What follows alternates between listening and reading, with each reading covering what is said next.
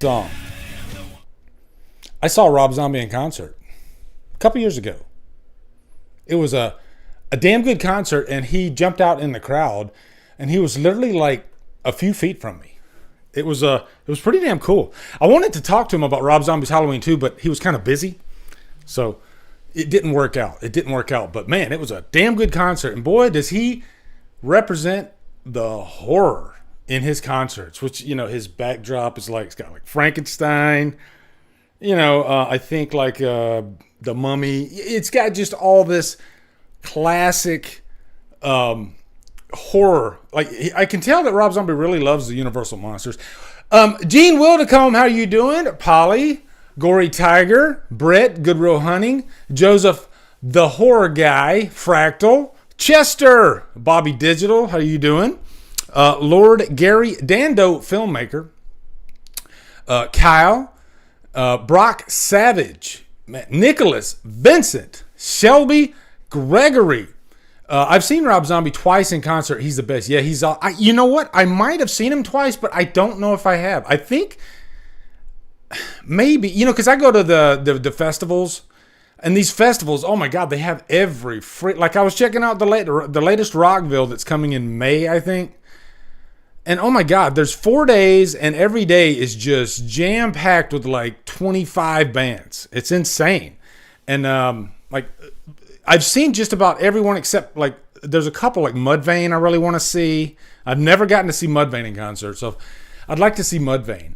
And there's a couple others I'd like to see. I saw that Motley Crue's like headlining one, but man, Motley Crue these days, it ain't good. I saw Motley Crue back in 1999, and Vince Neil's voice was already starting to go. Yeah, I wish I could tell you I saw them in 99 and they were amazing and it was their heyday, but no. It was, they were already starting to decline, and in 99 Tommy Lee wasn't with them. It was Randy Castillo, who passed away of cancer quite a few years ago. Matter of fact, he's got a documentary on it's on one of the streaming services. But yeah, Durant Cinema, what's up, brother? How you doing, man? I was thinking about you today. I saw your picture on Instagram next to the Arnold displays. I have a picture next to an Arnold display when my son was like freaking 3-4 years old. It was like back in the 90s, and it was really cool. But yeah, man, good to see you in here. How are you doing these days, brother? I love you. I love you so much. Man, me and Durant, we go back like, what is it, 9 years now? 9 years. It's insane. And you know what? We're still fighting the good fight. You know, what have we learned about this YouTube thing? You got to stick it out, right? You got to fight the good fight, and that's what we're doing. We still love it. We still love it. Yeah. Man, I'm on call next week, so I might not be able to actually, but I am supposed to stream with Fachi on Friday night, and I'm gonna stick and move on that one. I'm gonna definitely try to do it, and sometimes I get lucky and I don't get a call, so we'll see how that goes, because we're doing Texas Chainsaw 3D, which is one of my favorite Texas sequels. And you know, I tend to gravitate towards these controversial, polarizing sequels. I don't know what it is about me, but I do. And like the last Texas Chainsaw Massacre movie, you know, that one was polarizing. People hated it. And you know, on my brain and on my end of things, and I'm probably screwed up in the brain, but I'm like, I don't get it. Barry, what's up, brother? How you doing? From Spain? Holy shit. You lucky bastard. Damn, I'd like to be in Spain right now. That sounds awesome. What time is it in Spain right now? That sounds cool, actually. Spain has some really cool movies, too, actually. Like Revenge was filmed in Spain, I believe. I think Sexy Beast with Ben Kingsley was filmed in Spain. 11 p.m. You know what? That's a good time. That's a good time. We're going to have fun tonight, guys. We're going to have fun. We're going to do most rewatchable horror movies. I got my own list, and it's probably going to be different and same than yours. But it's going to be fun, and I tried to dig deep and maybe throw in a couple that I do rewatch constantly that maybe you haven't seen yet. You know, that's always fun. I posted it on Killer Flicks too to see what you guys were saying, And I did see some. You know what? I'll read you a couple right now. Right meow. Okay. That guys, did anybody tell me what movie that Rob Zombie song was from? I'll tell you right now. It is Escape from L.A. I'm sure somebody got it right. Okay. So I asked most rewatchable. Also, Alicia Maria just put her answer in there. She gave me a few of them. Talk to Me, that's a great answer, actually. Cabin in the Woods, fantastic answer. Zombievers, fantastic answer. Tuckle and Dale versus Evil, I'm ashamed to say I still haven't seen it yet. John Brooks' Monster Slayer. I haven't seen that one either. So that's why I like posting these on my socials, because you guys always give me some ideas that I haven't seen yet. Jeff Neal Johnson, he says The Return of the Living Dead. I almost put that on there, but I guarantee a lot of people will put that one on there. So why waste my entry, right? Not that Return of the Living Dead's a waste. I'm just saying everybody's going to pick that one. Halloween 6, that's always a pro for me. Halloween 6 is definitely one of my most watched Halloween movies. Child's Play 2, that's probably one of my guys. Child's Play franchise. Besides the first, which give me like one or two that you tend to watch the most, or is the most rewatchable. I gotta say, and it's gonna piss you off, some of you off, but I really have a ball with Curse of Chucky and the remake. Okay, and I know I've pissed off so many of you. Robbie Phillips says Death Proof. Oh my God, I just watched Death Proof again recently. What a great freaking movie. Rosemary, how are you doing? Maria Gutierrez, Terrifier 2, nice. 2 and Bride of Chucky, Rosemary. Brooke Scarlett, she says Child's Play 2 and the remake. My favorite is Bride of Chucky, Bobby Digital. Holly Klein, how are you doing? Destiny, how are you doing? The remake, stop it, Destiny, stop it. Right in the corner, 5 minutes, all right? You get out of here, all right? Chucky remake is amazing. Dave gets it, Durant Cinema. That's why I brought him here, damn it. How you guys don't like the remake is beyond me. That can't exist. That cannot exist. That's insane. Insane to me. Damn it. It's so good. It's far from the worst Child's Play movie too. I would put the remake in my at least top 4, right? Super chat for supporting Child's Play remake. Boom, baby. Hell yeah, Brett. Thank you, brother. Thank you. That's awesome. Guys, I hate to change the tone here, but my brain, I forget stuff, and then I get rolling, and then I don't come back around to it. And I meant to bring it up the last time. Have you guys been watching this Quiet on Set documentary that's on Max? I think it's on Max. Man, that is some really, really disturbing stuff. And, I think it really rings true to a lot of us because it hits so close to home. I think a lot of you guys probably watched, the Amanda Bynes show and Drake and Josh and all those in the 90s. I'm more from the 80s side of things, and I was watching Nickelodeon, and I was watching, You Can't Do That on Television, and a couple of other shows. Nickelodeon, that was a big part of when we would come home from school, right?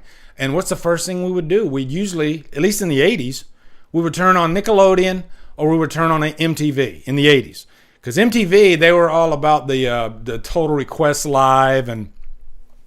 But, after watching that show, it really kind of opened my mind up a little bit to the Amanda Bynes situation. Because we all saw Amanda Bynes kind of spiral. Really, she really did spiral. And I think watching that documentary, it provides a whole new context. And maybe a lot of what was going on then caused her to spiral like she did.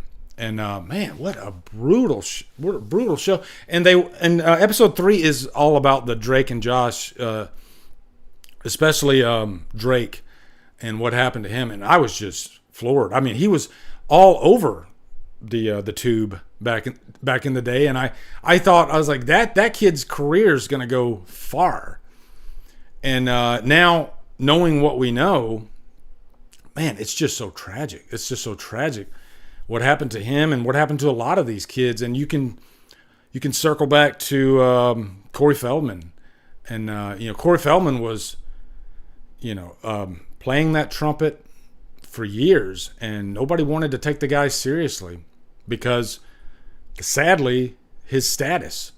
If you're not an A-list star or high B-list star, then you can't yell loud enough. And eventually, his voice was able to be heard, and he did do some name dropping and some tea spilling. But then I think recently Corey Feldman said that documentary got taken down or something like that. Like they put the kibosh on it. Kyle, let me take your super chat real quick. Most rewatched for me: Suspiria, Alien Covenant, Halloween Kills, Terrifier 2, Evil Dead 2013, and Rise.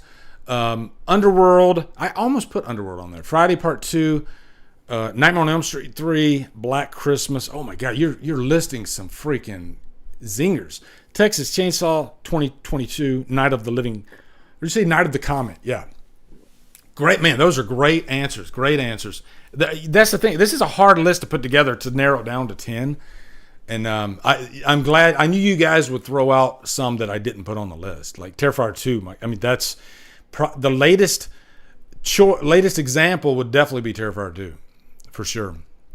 But jumping back onto the whole, I guess, quiet on set thing. I'm not going to spend too much time on it. But I wanted to at least recommend it and give my thoughts on it. I even watched. I went down a really bad rabbit hole. I probably shouldn't have, but I watched the Jared Fogle Subway Guy documentary right after. And these are documentaries that are, you don't watch them more than once usually. You watch them, you feel horrible, and then you get the hell out of there. And I think these documentaries are important though because it raises awareness and. You hope that these days it's not like that, especially with like I'm sure the Me Too movement really helped put things at bay. And Tom Ungren, what are your thoughts on the Diddy's weird ass? I'll say this, I'm not surprised. And the reason I say that is because I had heard all these really wild parties in the past, and then there was the whole him and J-Lo I think got involved with the wrong crowd, him being that crowd. I kind of relate it to the what's the singer that got in so much trouble a few years ago. Damn it, I'm drawing a blank, but you guys will tell me in a second. But he was messing with little children or teenagers, and it ended his career, and I don't know the full extent of P. Diddy, and I'm not gonna accuse R. Kelly. Thank you, Shelby. Yeah, it immediately made me think of R. Kelly, and I do believe in innocent until proven guilty. I don't know the facts, and I'm not here to accuse anyone of anything until the trial has happened and the evidence has been gathered. I don't like doing that. I don't like jumping on a piling on. I don't like piling on somebody until I have all the facts, right? Because I think a lot of us can do that. But I will say, if P. Diddy ends up going to jail, I'm not going to be that surprised. And I think when you get involved in that life, you can easily go down a dark path, right? You can easily go down a dark path. And you know what? I'll even share a little story on my end of things. Back about 10, I think it was about 10 years ago. We were thinking about putting my daughter into modeling. She was interested in doing some like local stuff. And just because she fits the right height, she's 5'10", and my daughter's a very, very beautiful girl, and I ended up taking her to LA. and going, but at the time she was, I think, 16. So this was more than 10 years ago, actually. And long story short, my wife and I had a long conversation, and one of those meetings got a little uncomfortable. And luckily we were there. But the guy was kind of handsy and touchy. And my daughter was already like skinny as a rail. I mean, and he said that he wanted her to maybe lose 10 pounds. And if you saw my daughter at the time, you'd be shocked that he wanted her to lose 10 pounds. Because they want the clothes to hang off you like a clothes hanger. That was an actual phrase that he used. And after that, I'm glad he was that upfront and honest, because we had a good conversation with my daughter and we decided to back out. I did not want to put my daughter in that situation. And, I think you have to have constant supervision or mentorship, and the trust has to be there. And I think as a parent, you always have to have your eyes on your children when they're in the entertainment industry. I think that's the lesson I learned from that. And after watching this Quiet on Set, it really brought me back to that experience. And I was really thanking my lucky stars that we decided, let's don't go that route, And luckily she wasn't like, my daughter took it really well. Like, I think it shook her up too, and she didn't really want to do it anymore. She was like, I don't know if I want to, go down that road and live that lifestyle, because it could go really bad. So I'm glad I didn't. I'm glad I didn't. All right, now let's get off the dark stuff. Hey, I brought it up, right? Jesus. Should you watch Quiet on Set? That's a tough thing to answer. It's a very well-produced documentary. I think it's gonna punch you in the gut. And it's hard for me to say, oh my God, you have to watch it. It depends on what type of documentaries you like to watch. It's brutal. It's really, really tough. And it might put you, like some of you might have experienced some of this stuff, and it might put you in a really dark place. So it's hard for me to recommend it, but it's a very well put together documentary. I will say that. You know what? We're going to talk some music. I hope you don't mind, first thing on this, because we do have some music news. All right. So let me go over here. Let me set it up for you. Some music news. There you go. Do any of you guys remember Skid Row back in the late 80s?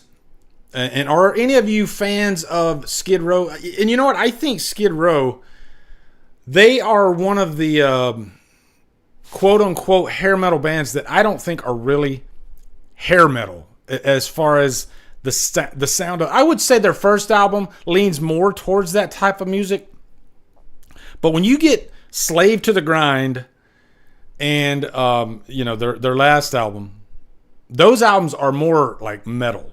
They're definitely not hair metal, right? And they were affected though by the grunge scene. And this is another whole topic, but I was thinking today there were quite a few bands that weren't affected by the whole grunge scene. And that's another discussion that I could do, but you could throw names out like freaking Aerosmith, Metallica, Guns N' Roses. Those bands were doing just fine. When I would even say Def Leppard. Def Leppard, I remember in 1992 put out Adrenalize. And that was a big, that album was really big. And it came out the same year as Nirvana. So a few bands escaped the wrath of grunge. And it's hard to say if Skid Row would have escaped, because their last album didn't come out until I think 95, somewhere around there.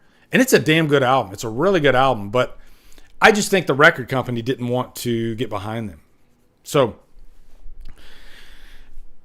and I'm trying to walk you through this.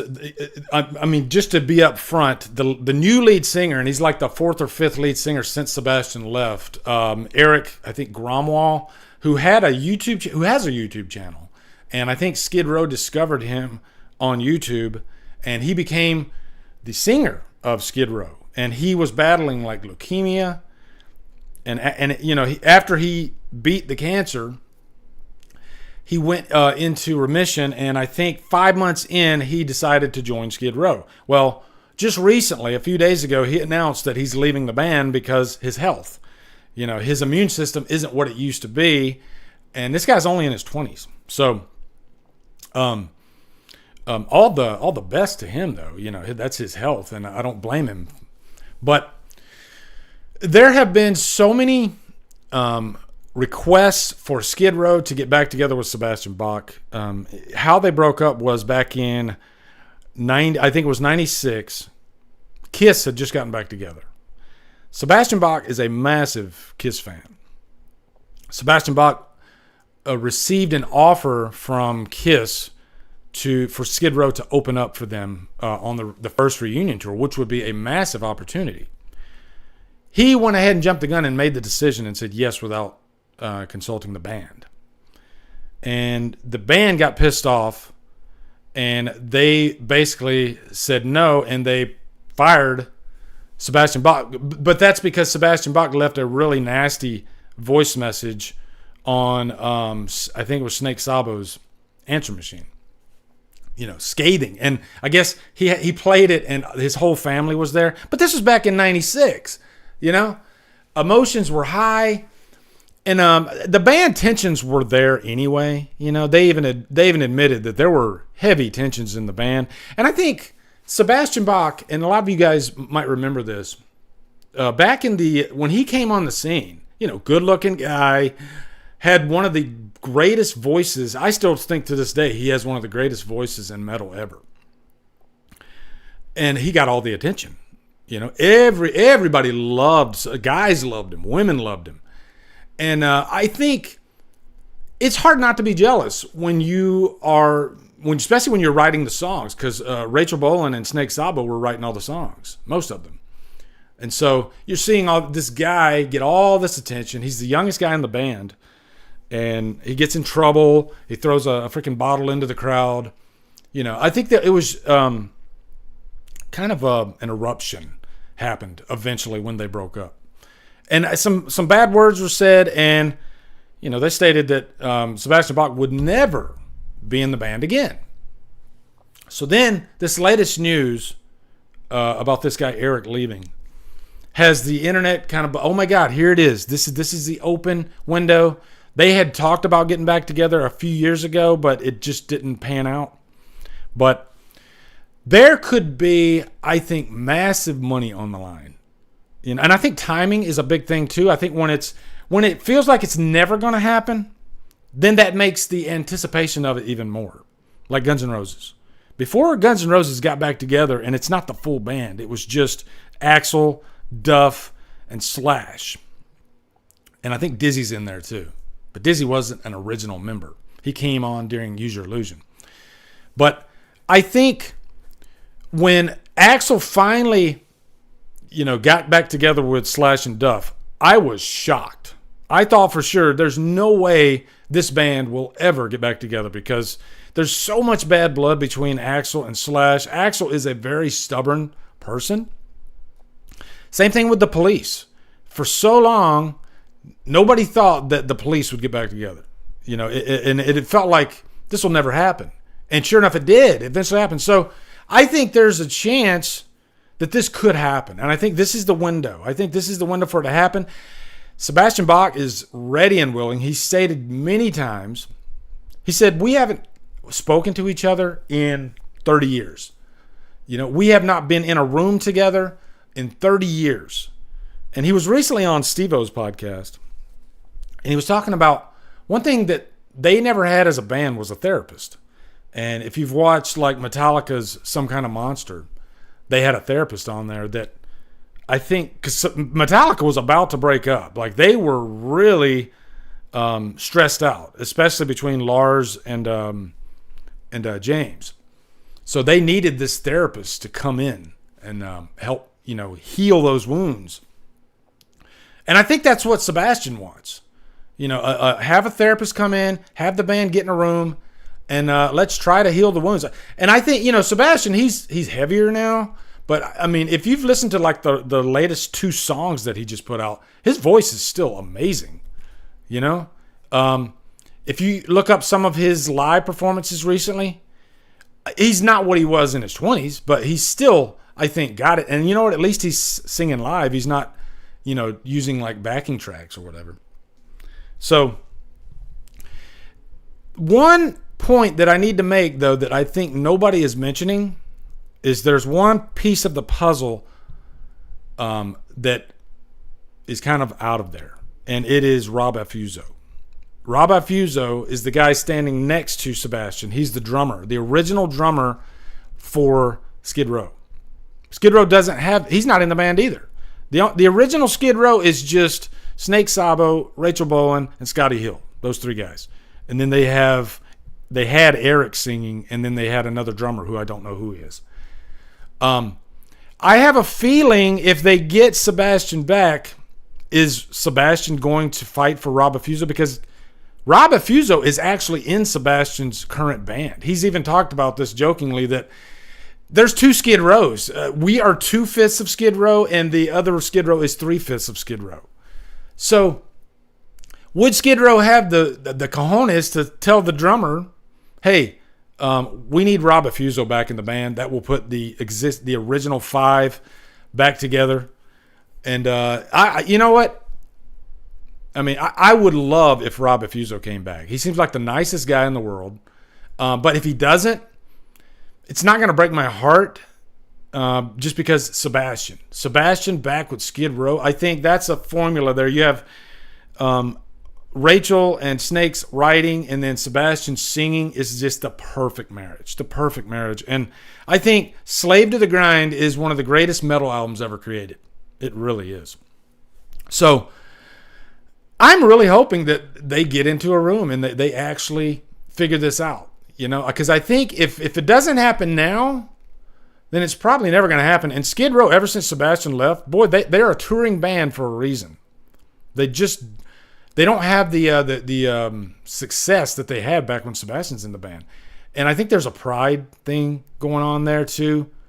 They don't want to admit that they need Sebastian, right? And I don't know what happened behind the scenes outside of what I know. I know some harsh words were said. I know Sebastian Bach is definitely a character.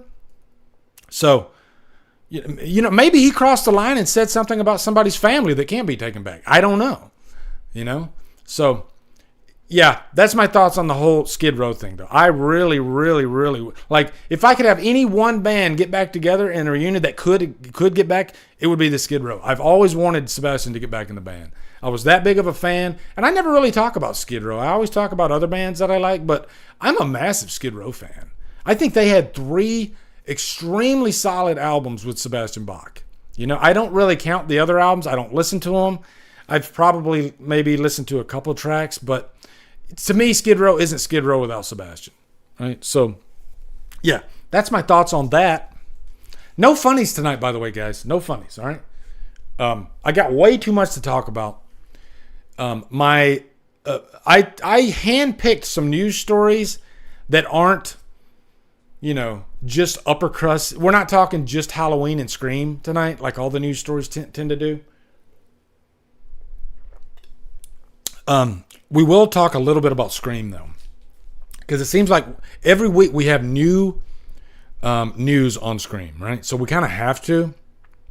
But this is it's not like the biggest story. Like it's completely obvious. Like everybody knows. So I guess we'll go over to there right now. So let me set you up for the news. Hold on. Yeah. All right. So news. Is that going to pull up? Hold on. Where's it at? There we go.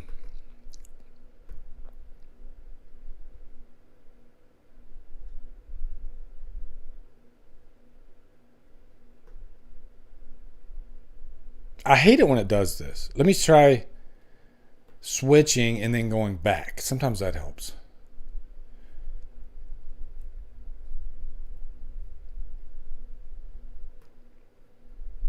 Let me go over here. Open this up.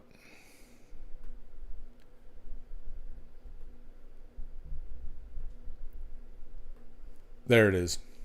We got it. We got it. There we go. Courtney Cox in talk to join Scream 7. Following Neve Campbell's return to the franchise. Is anybody surprised by this? I mean, she was going to show up. And I'm not knocking Courtney Cox. She's a freaking legend, okay? Gail is a freaking legend, right? But I'm just saying, I mean, it's really a big compliment to her that, you know, she's a team player. Courtney Cox is a big team player. I think she's like, no matter what, you know, you guys figure your shit out. I'll be there to play. Okay, whatever you guys want. I think she loves Scream so much that she'll be there no matter what. So that's why it's no freaking shocker whatsoever, right? Did any of us think that, ooh, Courtney Cox is not? I mean, I think the big thing, here's the big news if we get it. Whenever we find out if Mindy and Chad are coming back, I think that's going to be big news, right? Because we know that Sam and Tara are not coming back yet. Although I will say, I said this recently too. I guarantee you Sam is coming back. Maybe Tara, but I guarantee you Sam, Melissa Barrera, is coming back. I mean, I don't think she's let go of the franchise. She had a recent statement at I think a convention or somewhere like that. Or no, you know what it was? She did a news article in one of these magazines recently, and she was promoting Abigail. And of course, they're going to ask her about Scream. And she basically stated that the door's not closed for Sam. It is for now, but it could definitely reopen. You know, she's not counting Sam out. She loves the character.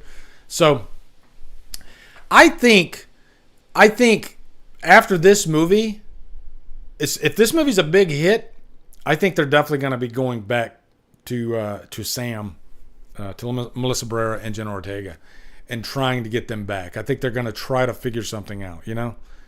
We'll see. We'll see. Now, let me ask you guys this, all right? Question for you guys. Now that you know that Sam and Tara are out, do you, like, and you know that Neve Campbell is back, right? And maybe it took what just happened for Neve to come back. Who knows? Do you want to rock the boat and bring Sam and Tara back eventually for, like, say, Scream 8? Or do you want to just keep going down the road with Neve Campbell, you know, and whatever? And maybe a completely new cast, a new young cast. And think back, guys. Scream 2, Scream 3, Scream 4 all had new, fresh, young faces. They didn't depend on Sam and Tara, right? And yeah, there's some new faces, but they're not as prominent in this new, Scream 5 and 6 as they were back then. And I think that was part of the charm about the earlier Scream movies was you had, I think, a lot of strong characters, you know, especially in, like, say, Scream 2. There were a lot of really strong characters, you know, that scene in the classroom where they're talking about movies and whatnot. And just that one scene, I think, put a spotlight on a lot of those characters like Sarah Michelle Gellar and Timothy Olyphant, right? So, I don't know. What do you guys think? Do you want Sam and Tara back? Or are you like, okay, you know what? That's over. Let's just move forward, right? Because I guarantee it's 50-50. I think a lot of people don't care and they just want to move forward.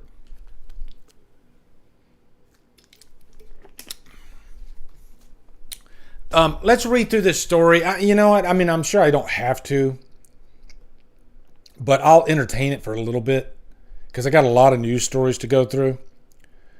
Courtney Cox in talk to join Scream 7. All right. Courtney Cox may be heading back to the Scream franchise. As sources tell Variety, she is in talks to reprise the role of Gale Weathers in the 7th movie in the slasher franchise, to be directed by Scream writer Kevin Williamson. This news comes about 2 weeks after Neve Campbell announced she was coming back as Sidney Prescott after the actor sat out of Scream 6 due to a salary dispute. Sidney Prescott is coming back, Campbell posted. So, yeah, and they're pretty much repeating everything that we know, and I'm not going to waste you guys' time, right? Yeah, they're going down, you know, the past history of everything. So, yeah, that's pretty much the news there, is that, yeah, she's coming back. So, Um, Now, as far as Gale in Scream 7, where do we want Gale to go? Do we want to kill off Gale? Is that even a possibility that we could kill off Gale, right?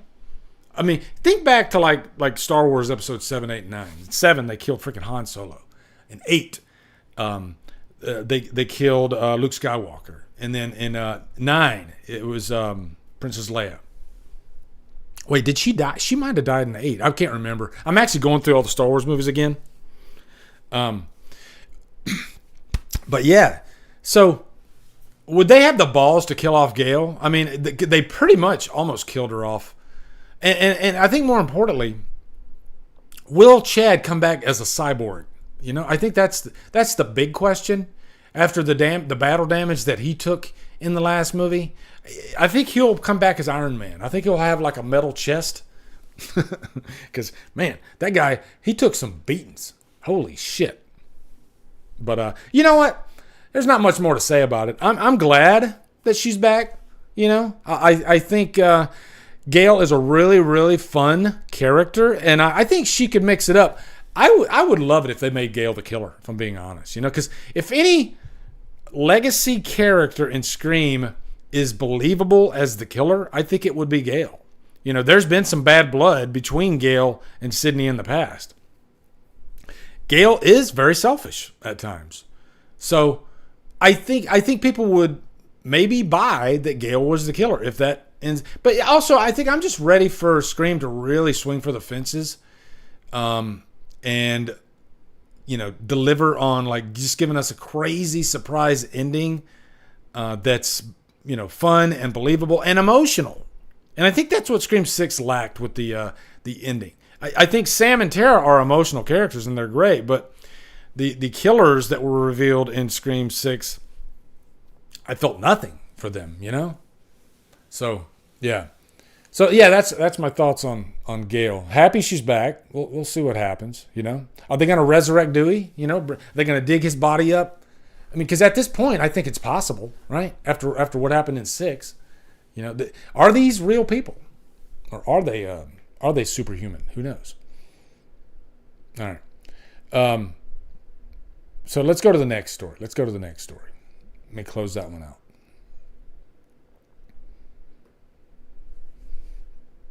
All right, let's see. Let's do Strangers Chapter 1, Character Posters, Spotlight Mass Killers. I just want to take a quick look at these character posters, guys. See what you guys think. And one of the reasons I want to do this, too, is because that trailer, there's one character that's missing, right? You got the sackhead guy, and you got, was it Dollface? But the character with the long hair wasn't in the trailer. And there's rumors that this is going to be the birth of that character. So let's see what the mask looks like. Okay, there's the sackhead guy. First installment in a brand new reboot trilogy from Lionsgate and director Rennie Harlan. Strangers Chapter 1 will be available in theaters everywhere May 17th. While you wait, check out the new character posters below, which spotlight Dollface, Pinup Girl, and Scarecrow. Okay, all right. The latter character previously known as the Man in the Mask. Whatever you want to call them, they've got killer looks. All right, so let's go down and look. All right, hold on. So that's Dollface, right? Now, isn't that the same? Yeah. See, here's guys. Maybe you know something that I don't, but I thought the 3 original Strangers masks, like that one and that one look very similar. Is that the way the original looked? It could be. You know what? Give me a second. I'm just going to look up the Strangers Killers. Hold on. Just give me a second, all right? I just need to see this. Hold on.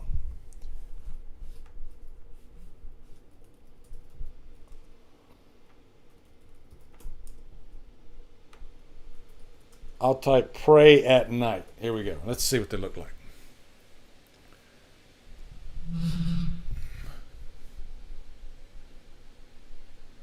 Okay, so you know what? Maybe I'm wrong. I guess I am wrong. The two, I think it's the hair that's throwing me off here, right? Yeah.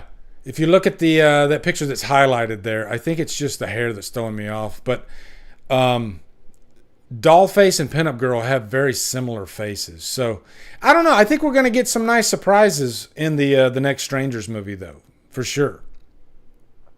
All right, let's move on to the next one. Next story. Are you excited for the Strangers, guys? I'm ready. Yeah, and they're also doing 3 movies, right, guys? This year, 3 freaking movies. I do love that this is a prequel, and we're gonna see how one of the killers. So, guys, let me ask you this, and I don't know anything, but do you think the female victim in this movie is going to be? Is it Pinup Girl? I think it's either Pinup Girl or Dollface. Do you think she's going to be one of those killers? And I'm just gonna take a wild stab, I guess, no pun intended. Maybe she kills the existing, and she becomes. I don't know. We shall see. But I like that there's definitely some question marks about this movie and where they're going to go, and I like the potential of the second and third movie. So I think there's a lot riding on the final act of this movie and what happens at the end. I think there's going to be a nice surprise ending, and I think it's going to set up the next 2 movies. Okay. Mike Warner says, I love you, Lee, but defending Halloween Ends really brings my piss to a boil. I apologize. And you know what? Mike brings up a good point, and I've kind of talked about this before, but liking a movie can bring other viewers, and I'm not picking on anybody here. It's an observation. Liking a movie can bring others' blood to a boil.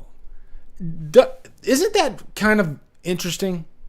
Because if I liked, say, if I disliked Ready or Not, or hell, if I even liked Ready or Not, and somebody out there, because I guarantee there's one person out there that hates Ready or Not,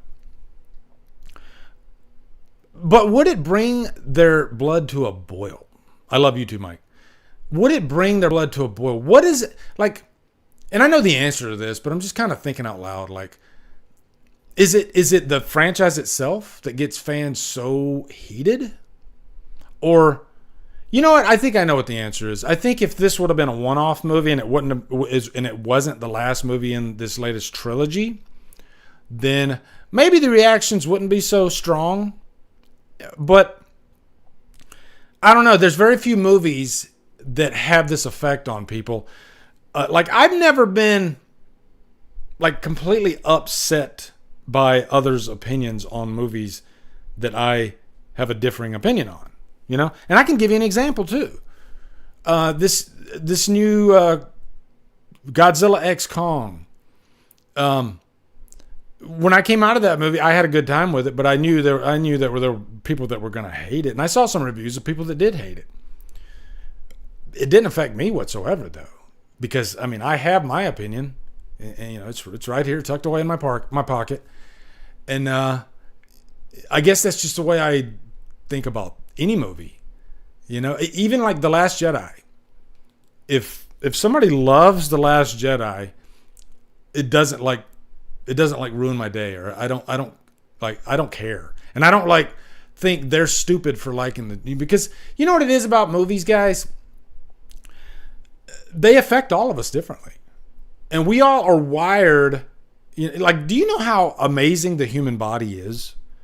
And how everything that we've went through in our entire lives shapes how we react to art. Really think about that. Everything you go through in your life, everything that has happened to you, every negative thing, every positive thing, it affects how you receive art. And I think that's the beautiful thing about movies. Even the worst movie out there is art. And it will cause you to have a certain reaction. And I think I'm just very cognizant of that when I'm, thinking about movies and how they affect people, But every now and then, a Last Jedi, a Halloween Ends, and I help me out, guys. Are there any other movies? Those 2 movies, pick your Star Wars movie. Halloween Kills had a little bit of this effect, but nothing. I mean, nothing compared to Halloween Ends, right? It was quite. I mean, there were people getting. I don't want to say death threats. Let's just say there were friendships lost over Halloween Ends. There were unsubbing channels over Halloween Ends. You know, that's how crazy it got. And I find that so interesting. I just do. I can't put my finger. I can't explain it. That's just the power of movies and what they do to us. You know, I find it so interesting. So interesting. So let's go to the next one. Let me take it. What are you guys drinking? Man, I'm having fun with you guys. This is awesome.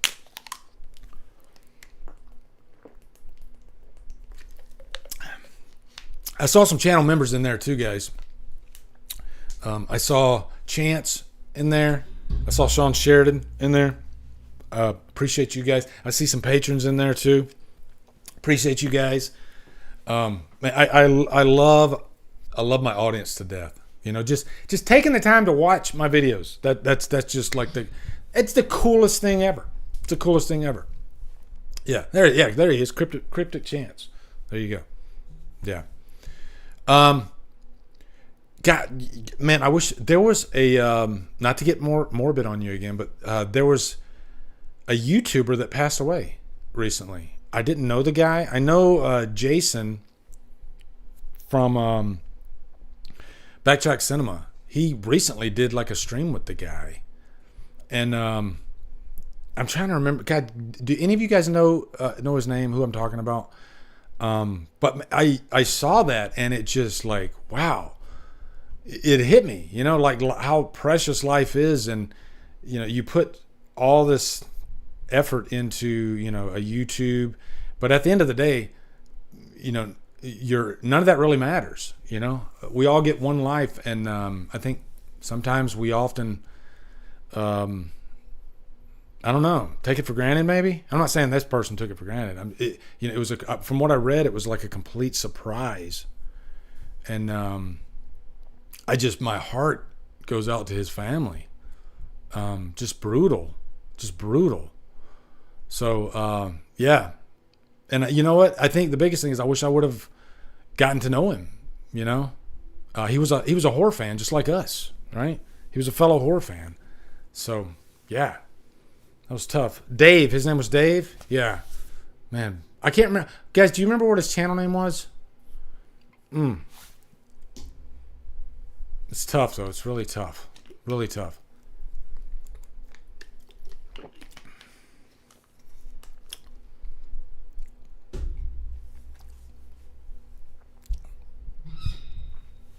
Give me a second. Savage Zombie Reviews. Thank you, Zodiac. Savage Zombie Reviews. That was his channel. And, yeah, just so sad. But yeah, rest in peace, brother. Man, rest in peace. He was a horror fan. He loved movies. He loved horror movies. He loved the community.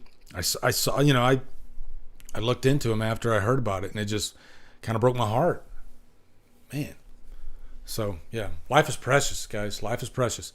Anyway, let's go on to the next news story. All right, so let me close this out. I found this one interesting. Kristen Stewart doesn't want to make any Marvel movies, but does want to make a scary horror movie. This has my attention because did any of you guys see Love Lies Bleeding? That movie it's my number 3 of the year. It is so good. It is whacked out, crazy, kind of like movies like Fargo with a little bit of a horror edge to them. Rose Glass directed it. What a freaking movie, though. But, yeah, I'm trying to pull you guys up here. But you know what? I think Kristen Stewart really won me over with that movie. I think when she does indie-type movies, she really shines. So let me pull this up here real quick. It's I don't know what Pillsbury has to do with it, but yeah. Kristen Stewart doesn't want to make any Marvel movies, but does want to make a scary horror movie. All right, let's go on. And The last act of Love Lies Bleeding, man, it gets crazy. It gets really crazy. So, if you haven't yet seen A24 and St. Maud director Rose Glass's new movie Love Lies Bleeding, you should definitely get out there and support it in theaters while you can. The critically acclaimed romantic thriller is one of the year's best movies so far, driven by incredible lead performances from Katie O'Brien and the always compelling Kristen Stewart. She's both of them are phenomenal in this movie. Katie O'Brien just landed a huge role in Mission Impossible 8, but that's next. But what's next for Kristen Stewart? Well, for starters, don't expect to see her in any Marvel movies anytime soon. Thank God. Stewart tells the Not Skinny But Not Fat podcast, I will likely never do a Marvel movie. It sounds like a fucking nightmare, actually. That's her words. She further explains, you would have to put so much money and so much trust into one person, and it doesn't happen. And so therefore, what ends up happening is this algorithmic, weird experience where you can't feel personal at all about it. So likely not. Kristen Stewart continues in her chat with the podcast, but maybe the world changes. That's what I'm saying. She notes. However, if Greta Gerwig asked me to do a Marvel movie, then I would do it. So what does Kristen Stewart want to do next? Chatting with Variety on the red carpet just a couple of months back, she indicated that she's far more interested in horror than Marvel. I'd like to make a good scary movie, Stewart answered when asked what she'd like to do next. Like something a little more psychological, yeah, a really good horror movie. Kristen Stewart is, of course, no stranger to horror thriller genres, getting her start as a child actor in David Fincher's Panic Room. Fantastic movie, by the way. From there, she starred in 2007 horror movie The Messengers, as well as Twilight movies, Ghost Story, Personal Shopper, and 2018's Lizzie. And don't forget 2020's Underwater or David Cronenberg's Crown. So she's done a lot of freaking horror movies. Underwater was so damn surprising. And, thinking of this weekend with Godzilla X Kong, and you had a creature in that movie that, kind of resembled that. It was more of like a creature feature, but man, I don't hear people talking about Underwater enough. I think it was a really great movie. And, she's done a lot of horror movies, so I would love to see her come back and do another horror movie. Brett says, thought on Christopher Nolan wanting to do horror. Oh, yeah, I actually did see him mentioning that, and oh my God, I think he would make a really great psychological type horror movie that really messes with your mind. If you've, looked at some of his more elaborate scripts, like Interstellar. Like Interstellar has some, creepy psychological stuff in it, right? So I think Nolan would do a really great job with a horror movie. I'd totally be down for it. Yeah, I think it'd be one of those like,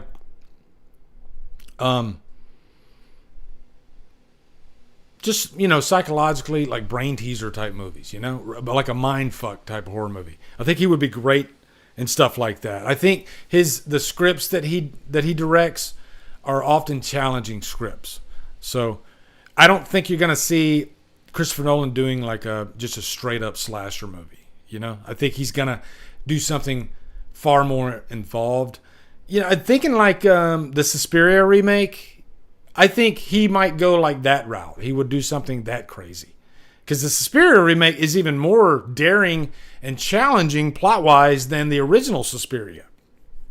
I think the original Suspiria is more simplistic in nature. Still very effective and screwed up.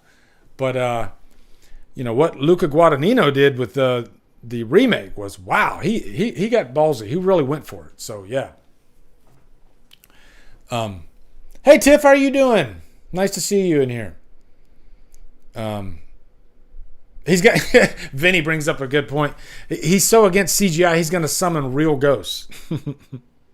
Man, I tell you, it's crazy how out of the way he'll go to try to not use CGI. He likes to have everything in the camera. Now, He's definitely used CGI before, like even in like freaking the Batman movies, he's used CGI. So I don't think he's against it, but I often love when he goes the other route. I think the robot that was in Interstellar, I don't think that was. I'm sure he probably used some CGI in there, but I think a lot of it wasn't. And it was just like the simplest design imaginable. But because it was in a Christopher Nolan movie and the character was great, it worked, right? So, yeah. All right, let's go to the next one. Oh, boy. Nobody's going to be talking about this one. You're just going to hear it right here on DDLive, okay? But I could not help but talk about this. Let me pause my U-block. Hold on. Yeah, here we go. Okay. Setting you guys up.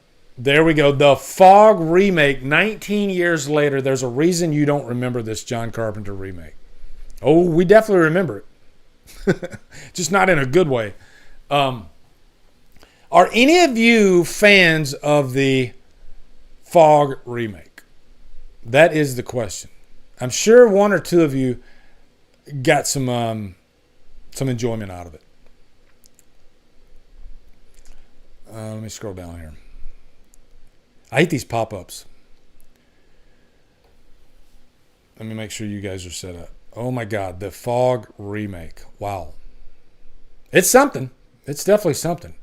I saw this in the theater opening night. This was Deborah Hill's last produced movie, and I think that's a big reason why I saw it. Plus, I'm a huge fan of the original. So, Gene Wildecombe says, I did not see the remake. Tom Welling hates it too. Yes, he does, Chris. Yes, he does. No, the Fog remake wasn't good. Yeah, most people don't like it. Hey, Rick Michaels, man, I opened your gifts today. I recorded the latest Drumbox, so look for that in a couple days. And thank you, good sir. I will tell you right now, I'm looking at two of your items on my wall right now. Okay? You rock. Thank you so much. Man, those posters are awesome. Okay, so yeah, let me read through this a little bit. The Fog remake. Wow. One of the worst remakes ever made. John Carpenter's illustrious catalog of horror and non-horror classics has already seen 3 remakes: Halloween, Assault on Precinct 13, and this column's focus. Has only 3 of his movies been remade? I could have sworn there were more. And at least one more kind of sort of confirmed on the way, Escape from New York. Now, see, there's a loose remake of Escape from New York with Rona Mitra, Doomsday. And it's really good, actually. But it's got cannibals in it, so it's not really a remake, but it definitely has like an Escape from New York vibe to it. She even has like an eye patch like during a portion of the movie. So yeah, if you consider 2011's The Thing enough of a remake, notch another one on the bedpost, it makes sense. Carpenter's turned his no bullshit attitude into a masterful filmmaking style. And those listed titles harbor nostalgic admiration. We're probably closer than we think to seeing Brian Fuller's Christine remake for Blumhouse or a contemporary They Live, while Dwayne Johnson's Big Trouble in Little China sequel, God, please no, Jesus. I didn't even know about this. I'm reacting to it right now. Dwayne Johnson doing a Big Trouble in Little China, please no, please no. God, no. Jesus. Imagine Julia Ducournau's Christine should Fuller exit. Or what about if James Gunn booked a brief horror vacation away from the DCU for his take on They Live? Now that I could definitely get behind. Carpenter's brand of down and dirty storytelling mixed with societal commentaries makes his work perfect for generational updates, but they can't all be winners. Take 2005's woefully tragic The Fog, for example. Rupert Wainwright's disastrous shallow remake lacks the finesse of even a crusty barnacle attached to the underbelly of Carpenter's original. During a period of horror cinema inundated by remakes, The Fog asserts itself as one of the worst. The 2000s had a very show-don't-tell approach to horror, filmmaking and leaned on grisly violence polarized by Saw. All exploited in their lowest forms throughout The Fog. Bless John Carpenter and the late Deborah Hill for serving as producers, but Wainwright and writer Cooper Lane do their salty source shanty zero justice. Some creative writing going on here.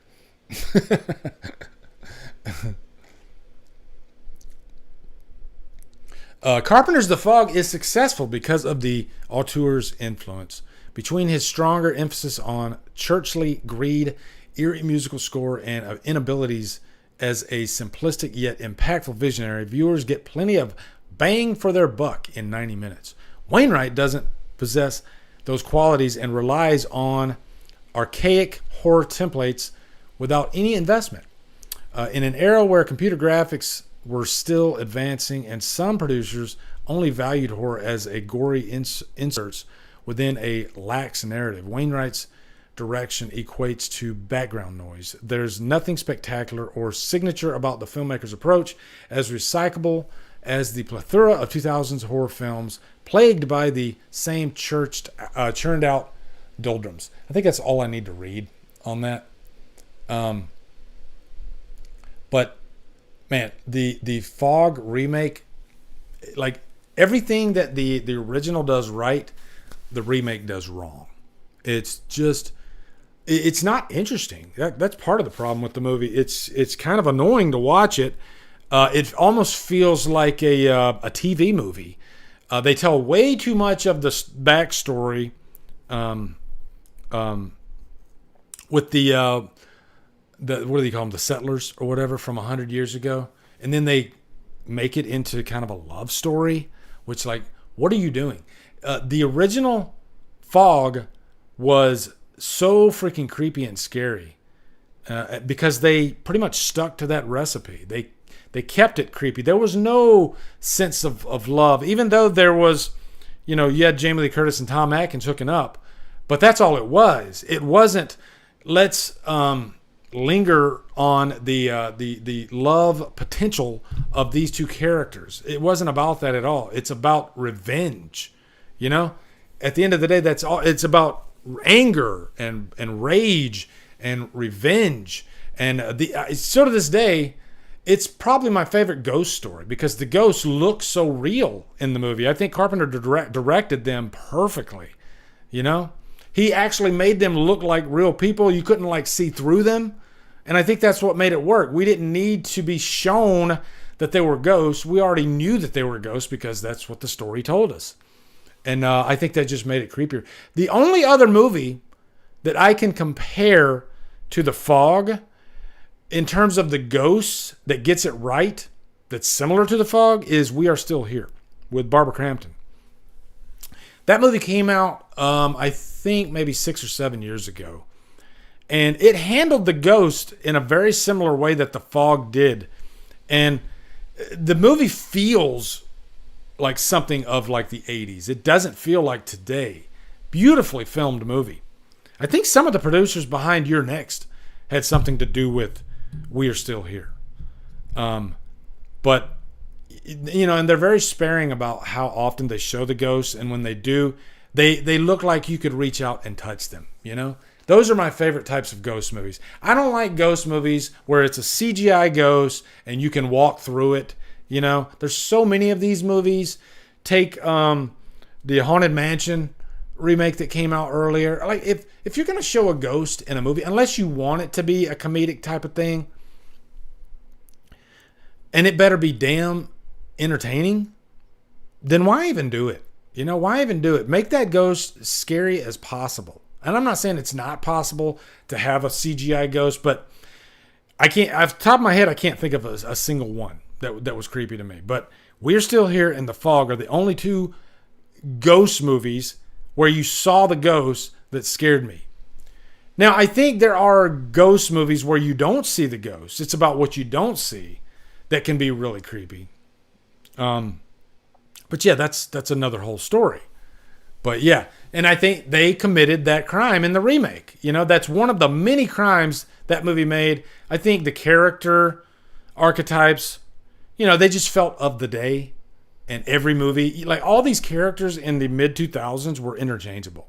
You know, you could have taken the characters from The Fog and put them into Sorority Row, you know, or maybe even put them in, like you said, the Texas Chainsaw Massacre remake. All the characters just felt interchangeable. Whereas back in the 80s, there was a certain flavor there, but they still felt like they belonged to that movie, that property. And so I think that was a big problem with a lot of the remakes in the 80s.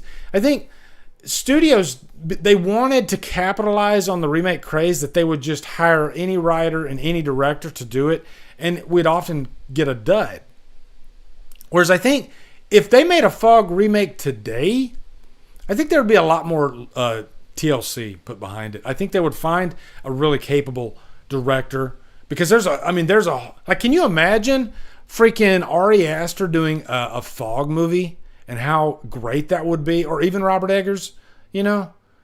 There's a lot of young directors. Hell, even the Talk to Me directors. Imagine them doing a Fog movie. I think there's a great list of directors that could handle a Fog remake today, but I think it's sad that we wasted that opportunity back in the mid 2000s, and I think it doesn't even get thought of these days. You know, why remake it? We tried before, and it ended up being one of the worst freaking remakes of all time.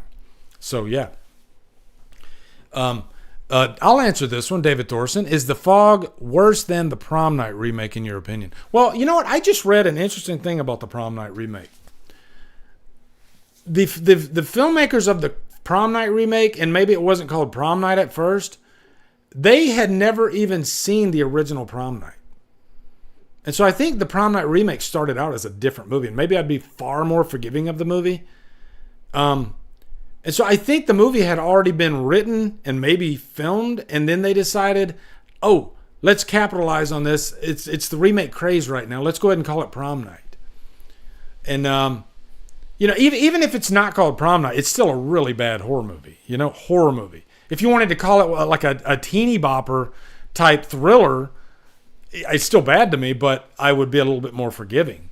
But I just watched that movie again recently too, and Jesus, it's fucking horrible. So, I think I might prefer the Fog remake a little bit more, if I'm being honest. I think I might prefer it a little bit more. So, yeah. I know that's not saying much, okay? I know it's not. All right. But we got to move on, guys. We're kicking ass here. Hold on. Let's move on. All right. Close that one. We'll scan through this one real quick. I got two more stories. This next one is Winnie the Pooh Blood and Honey 3 has officially been confirmed. I just watched the new movie that's out now. I'm not going to spoil anything because I think a lot of you guys still haven't seen it. It was in theaters for 3 nights, and luckily I caught it on the 3rd night. And I had never seen the original, the first movie. I heard it was absolutely atrocious because of the budget, and probably a few other things. I've even heard, that this is to the first movie what Evil Dead 2 is to the first Evil Dead. It's almost a remake of the first movie, just with a bigger budget. And I like that idea. And maybe years down the line, after all these movies start coming out, because they're doing a Poohniverse, maybe people will go back and sort of appreciate the original because of how low the budget was, and now that those characters are ingrained in us a little bit, because I'll admit, I didn't watch the first Evil Dead until way after I watched Evil Dead 2. I watched Evil Dead 2 first, so this is kind of going down the same path. But I can tell you guys right now that haven't seen 2, it's good. It's definitely a fun slasher movie with some really great gnarly kills. I think it's a little too dark, visually. Like they could have lightened it up a little bit, but I think it was really fun. I think it could have been shortened by about maybe 15 minutes too, but you know what? How we all like those big like rave dance scenes, kind of like in Freddy vs. Jason we had one, the beginning of The Collection we had one. There's one of those scenes in this one, and it takes up the entire final act, and boy, is it awesome. It's really, really fun. And I'll even say this right now. Having not seen the first one, I don't think you need to see the first one because I understood everything that was going on with this movie. So, but I think it's going to be a success because they're already confirmed for not just part 3, but a whole bunch of other movies. So let's read through this real quick. Here we go. The Twisted Poohniverse expands with Winnie the Pooh, Blood and Honey 2, now playing in U.S. theaters through tonight only. This is an older article. And a third installment is on the way soon. Variety confirms this morning that Winnie the Pooh, Blood and Honey 3 has been given the green light, with Jagged Edge Productions officially ordering up a third film. Variety notes, according to the producers, Part 3 will have a bigger budget than the previous films. Oh, that's good. And will introduce new characters from the original stories, including Rabbit, the Heffalumps, and the Wuzzles. So and I will say, guys, there's 4 characters from the original fairy tale. You know, you got Tigger, you got Winnie the Pooh, Owl, and Piglet. And I think they're all used. They're great. They're all great. We also know that in addition, Part 3, the team is conjuring up horror movies based on Bambi, Peter Pan, Pinocchio, Sleeping Beauty, and more. They had a little intro before the movie played where they talked about these and they showed like a little sample of Bambi. That's going to be fun. The end game, they actually do have one in mind.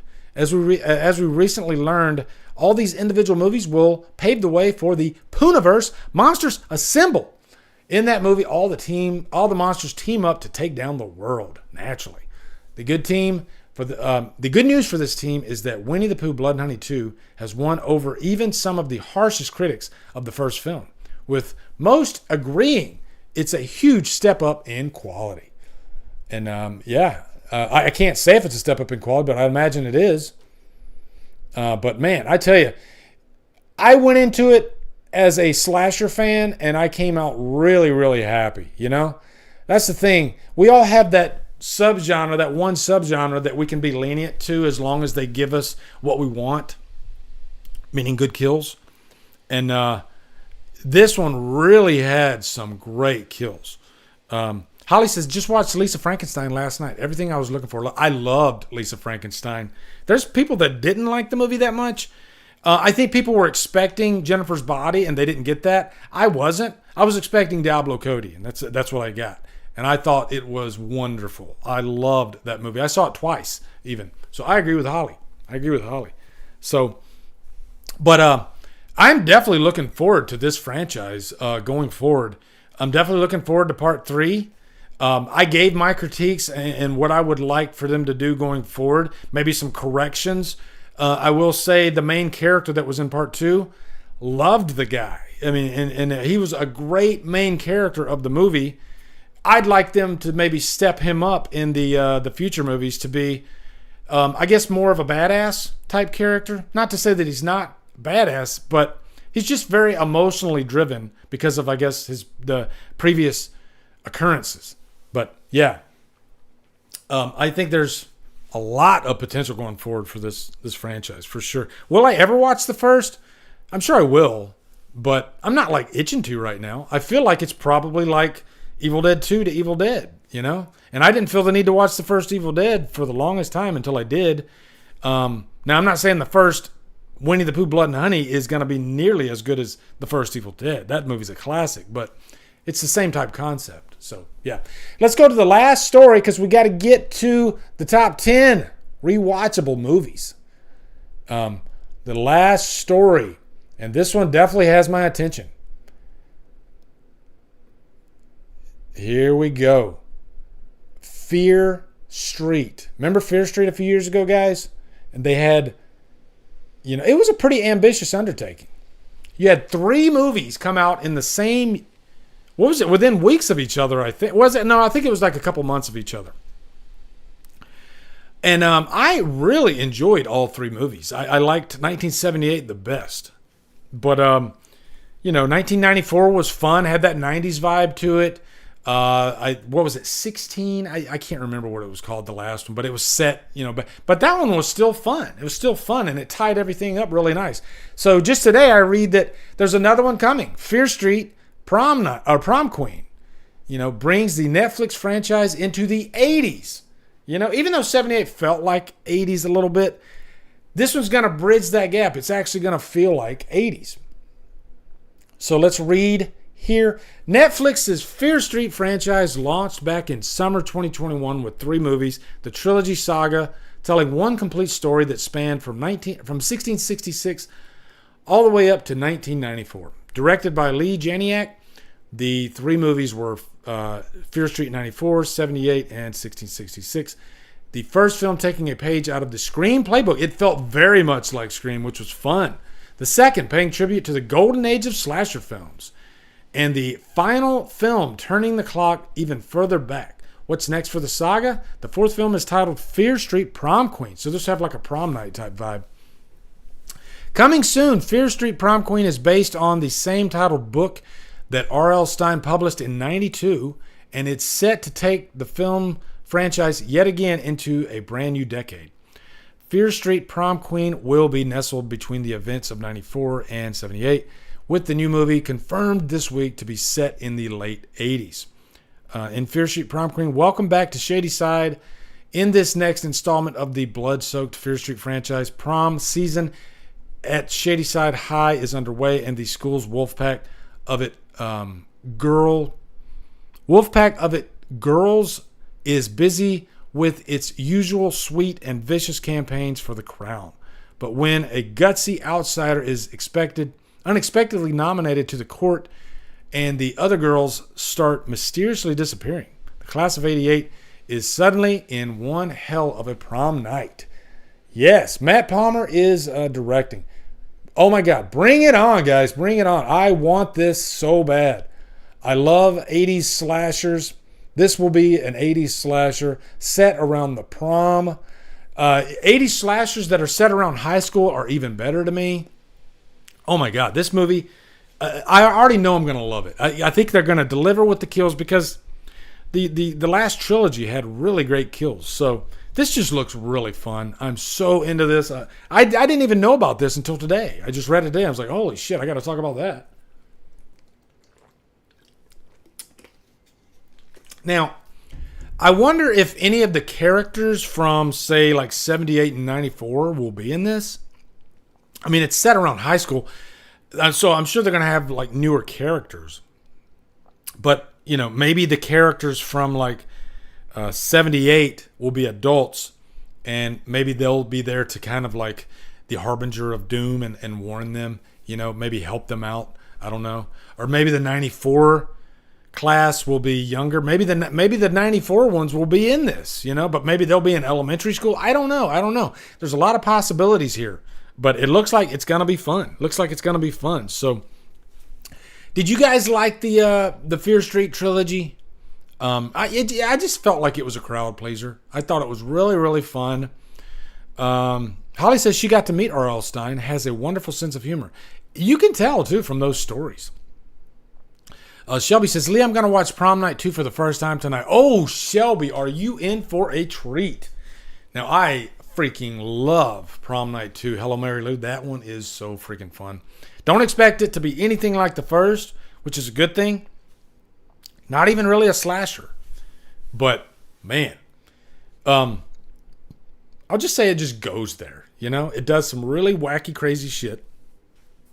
And you can't help but smile as you're watching it. It's really low budget, but in the best way. And it's fun that movie is really starting to find its audience. Over the past few years, the horror community has really accepted it so much. And it's like found a new life, which is really cool. It's a really fun movie. I still need to see part 3 and 4. I haven't watched them yet. I have the trilogy on DVD. And I'd have to look. I don't even know. That might be tough to find now. Because I know, like, Slumber Party Massacre 3, that one's a really tough to find. I'm so glad I picked up that double feature a few years ago for a decent price. Got a lot of these deep cut slasher movies, they're disappearing. So if you want them, you got to get them. But where are you watching it at, Shelby? Are you gonna watch it on like Shudder? I know it was on Shudder. I think it might be on Tubi, somewhere like that. Tubi and Shudder are definitely like our only last dying hope lately. if you want to stream these movies. But yeah, really good movie. Really good movie. All right. We're going to go to the top 10 now. We got a top 10 to do, I promised. We're going to do top 10 most rewatched horror movies. Jaime, what's up, man? How you doing? Stopped in briefly to throw them a thumbs up for Lee. Fear Street was better in that trio than I'd thought. So high hopes here. Yeah, and from what I heard, it was quite different than the books. So... But maybe it just helped that I didn't read the books, but I really loved the trilogy. I thought they all were interweaved together quite nicely, and it was really fun. So, Fuego, man, thank you for stopping by, man. I've been watching a lot of your shorts lately like crazy, because he does those like out of theater reactions in his shorts, and I'm like, I'm just so curious about what he's gonna say. I will say my opinions line up with Fuego's quite often. So I think we got a little bit of the same taste there. So yeah. Although he didn't like, I don't think he liked Immaculate as much as I did. Like I was over the moon for Immaculate, but I get his complaints about Immaculate for sure. He didn't dislike it, but he was just kind of like down the middle. So yeah. All right, so let's get into this most rewatched countdown here. This is going to be fun. We can take Skid Row off of the list. We've already talked about Skid Row. All right. Here was, by the way, that was Eric. That's the guy that just left the band.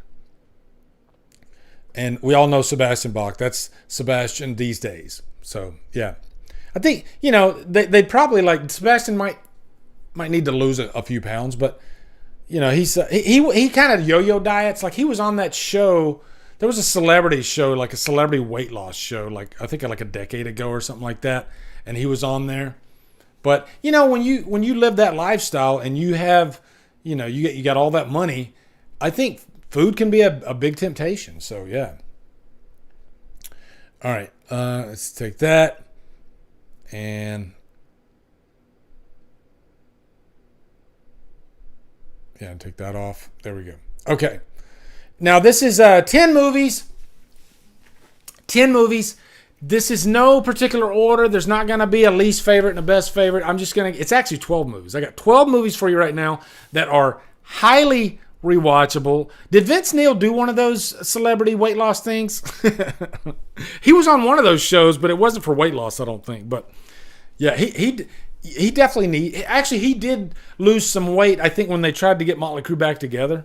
But yeah, he's been suffering for sure. But yeah, anyway, no particular order here. You get a dozen movies, and it was hard to narrow down any of these because so many movies that I think are highly rewatchable horror movies. And this is where I'm going to need you guys to come in and help me too, okay?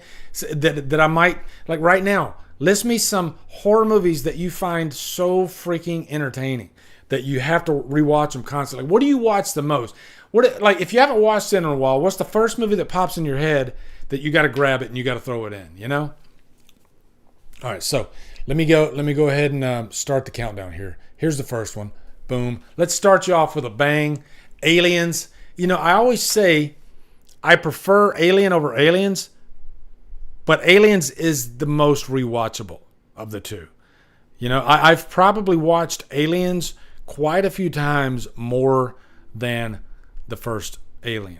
And I respect the hell out of the first Alien. I love that world that Ridley Scott created, but this is James Cameron.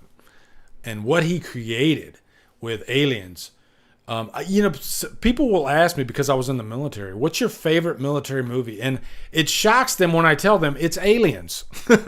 Because it's a military group, and they pretty much nailed, that whole vibe of like when they all wake up and how they talk to each other. That's how military guys talk to each other. When I was deployed, and we just have each other. And that's exactly how we all talk to each other. We were highly inappropriate with each other. We were constantly taking jabs at each other. And it was just fun, I think they really captured that. And I think maybe James Cameron had a military advisor on set to kind of guide that along. But You know, that's what James Cameron's so good at. Resources, right? This is a director that he can get his hands in everything, but he's not afraid to grab every resource that he can possibly imagine to help him make the best movie that he can make. He knows that it's a team effort. He just knows how to direct everybody the best way, you know, and he's not afraid to tell people no.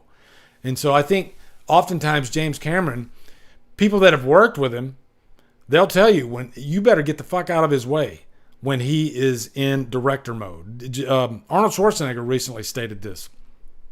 He says, James Cameron's one of my best friends, but you do not want to piss him off on the set of a movie, okay? Because he is a man on a mission, right? But, you know, he ends up making these really great, epic spectacle type movies. He's the best at it, you know?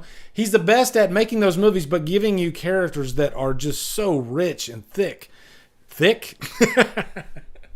Thick? What the hell am I talking about? Aliens. It's freaking awesome, okay? All right. Next one. Oh my, hold on, stop. Everybody stop. Holly, are you kidding me? You have never seen an alien movie. Are you guys going to straighten her out or do I have to? That is insane to me. Boy, are you missing out on one of the greatest. The Aliens franchise is my number 2 favorite franchise of all time behind Halloween. It is that great to me. I love, and 4 of the movies, in my mind, my opinion, are 5 out of 5. For me, I just love them that much. You got Alien, Aliens, Prometheus, and Covenant. Okay? And I'm going to get some pushback on Prometheus and Covenant, but hey, I stand by it. But Holly, lock yourself in a room and watch Alien and Aliens. They are no-brainers. Like those guys, am I wrong? Those are 2 of the greatest horror movies ever created. They're just amazing. And you know, it's, I know everybody says that, greatest ever, and I hate saying it, but you have to say it for Alien and Aliens. Wow.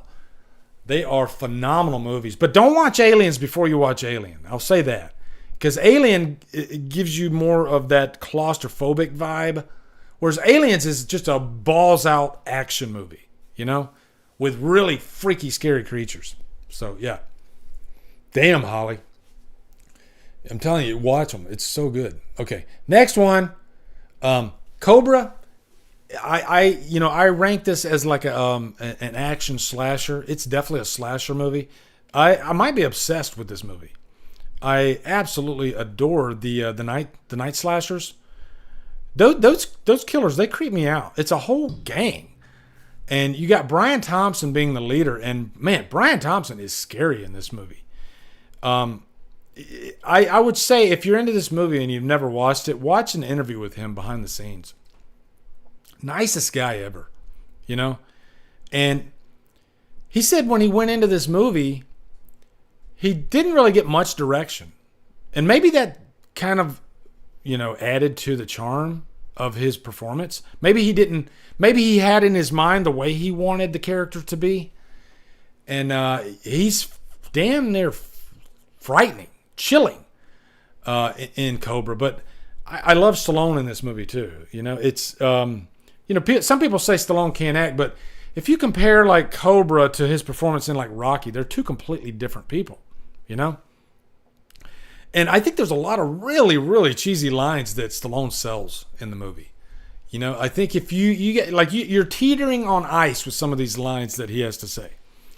And there's just these like eccentricities about the movie, like cutting pizza, and you know, some of his lines are really silly, but you know, like the ketchup scene too. You know, just little things that like maybe like Tarantino might have borrowed from. You know, just the little odd moments in life that we normally don't bring up in movies. They kind of touch on them in Cobra. You got that car that's the freaking most awesome movie car I've ever seen. And yeah, also the hospital scene. I freaking love that hospital scene. It's very much like Halloween 2, you know? So they could have made this whole movie take place in a hospital and it would have been just as great, I think. So, but yeah, Cobra, I watch it constantly. Watch it all the time.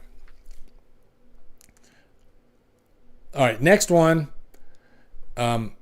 Next one, I'm gonna go Dawn of the Dead remake. Even though I love the original, and it's one of my favorite horror movies, and I will say, even though I prefer the original, like Alien and Aliens, I watch the remake more. I think this is one of the better remakes out there. I think this remake's awesome, and I just love the frantic nature of it. It like never slows down, and it feels just different enough, but not completely removed from the original. You still got the mall setting, which works really well. But I think the zombies are quite terrifying, and I think it has one of the best openings. Like that's another list we could do down the line as horror openings. This does have one of my favorite horror openings because the shit hits the fan rather quickly, and it gets pretty insane. And also, it might be one of my favorite like end credit sequences. You think the movie's over, and then all of a sudden, more shit's happening in the end credits. It's it's like Fuego says, it goes really fucking hard. It never stops, and I think Zack Snyder, he had the right idea. The original is so sacred, and you don't want to dare try to copy Romero's. So it's like you get two different versions of Dawn of the Dead, which is nice. And really great character work in here too. Like freaking Ving Rhames is awesome. Sarah Polley, loved her in this movie. She really reminds me of Uma Thurman quite a bit too, by the way. But yeah, I definitely had to put this one on the list. I watch it constantly. If you're like in the mood for a zombie movie that just really goes hard, I usually reach for this one, or I reach for like 28 Weeks Later. There's another one and I know it's not technically zombies, but it's kind of in the same, realm. Maybe I just like fast zombies. Maybe that's what it is. I just like really frantic zombie movies. And this one definitely quenches that thirst. So, moving from zombies to demons, Demons Part 2. I was excited to put this one on here. I love this movie to death. It's one of those like novelty type movies where, it's one of those movies that takes place in like a high rise. High rises are just always fun to me. I just reviewed Sting.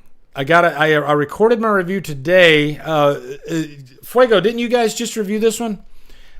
This was quite the surprise, and it's another one of those movies that takes place in like an apartment complex. That review should drop tomorrow, but that was just, I loved it. Sting is fantastic. But Demons 2, I think this might be one of the first, actually, you know what? Someone's Watching Me by John Carpenter. That one came out in, I think, like 78. I think it's the first movie he did right after Halloween. Also takes place in a high rise. I love high rise movies. I don't know why. Poltergeist 3. Okay? But Demons 2, I just love like the new wave vibe to the music in this movie. Like the first movie was more metal music, whereas this one's more like new wave. It's just really fun. The makeup effects in these Demons movies it's not fucking holding back whatsoever. These movies are scary. It's one of the few instances where you can have like action and comedy and true horror all intertwined, perfectly, and they're all kind of like layered over each other, and they just never let up. And there's some really like those makeup effects, I think, are scarier than a lot of the makeup effects you see in the States, especially these days. But not to say there's not some great freaking scary horror. Like When Evil Lurks had some really great makeup effects too, but that's not the States, right? So yeah. So there you go. But yeah, Demons 2. I could have put Demons 1 on here, because that's got like the movie theater setting, which is fun. But I think I slightly prefer Demons 2. Slightly prefer Demons 2. Chris, have you seen Demons 2? I just saw it for the first time, I think, last year, but it's a nice one. It's a fun freaking movie. Okay, next one. One of my all-time favorite horror movies, The Descent. I often compare this to The Thing. It's like The Thing had all males. This one has all females.